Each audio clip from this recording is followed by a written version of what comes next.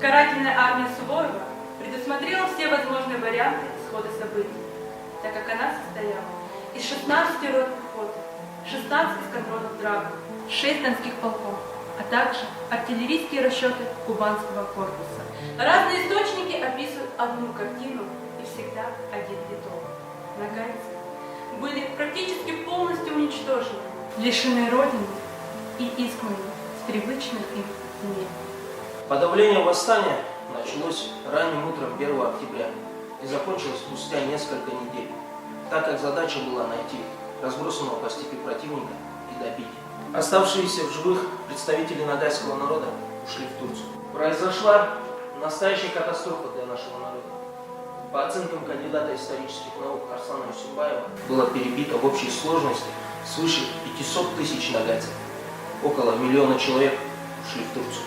В нагайском информационном поле есть стойкое мнение, что произошло истребление нагайского народа. Если посмотреть на сегодняшнее количество нагайцев в составе России и на их разбросанность по регионам, то можно убедиться в этих выводах и цифрах. Нагайцы после тех событий окончательно потеряли свою государственность и единство.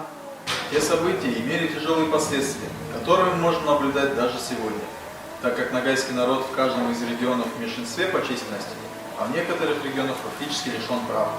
Говорят, что прошлым жить нельзя, но именно это прошлое напрямую влияет на настоящее и будущее нагайцев. Разные народы, столкнувшись с преобладающей силой, проявив гибкость и подчинившись более сильному сюзерену, сегодня имеют стабильное будущее. Нагайцы же выбрали свой путь. Это был путь их чести, путь с таким печальным итогом. Сегодня предпринимаются попытки пересмотреть те произошедшие события, уменьшить масштаб трагедии, говоря о том, что истребление – это преувеличение. Есть мнение, что это было вооруженное столкновение в открытом бою, где нагайцы честно проиграли. Но почему-то опускаются тактические маневры Суворова по скрытному продвижению и нападению ранним утром на спящий стан, применив при этом артиллерию. Безусловно, сегодня нагайцы являются частью нашей большой, дружной, многонациональной страны. Мы хотим лишь одного – адекватной оценки тех событий, справедливого отношения. Возможно, в это трудно поверить, но нагайцы, пережив те события почти 250-летней давности, не восстановились до сих пор, являясь меньшинством, раздробленным на границе судьбы. Возможно, наш народ сохранился не зря. Сегодня нас ожидает долгий и сложный путь к возрождению. Традиционно 1 октября, День памяти и скорби о нагайцев, мы бы хотели почтить память о наших предках. Мы